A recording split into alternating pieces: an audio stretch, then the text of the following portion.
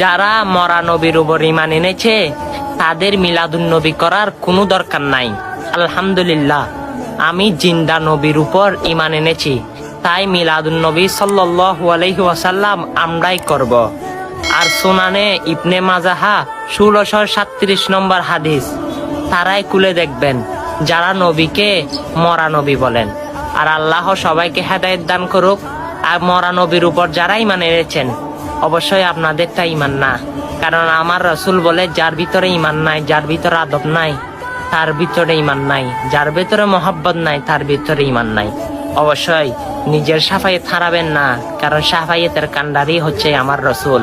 আমার রাসূল জিন্দা নবী, সেটা মানবেন, সেই ঈমান নিয়ে বাঁচবেন। হাসরের ময়দানে সে নবীর সাফায়েত আপনিই পাবেন।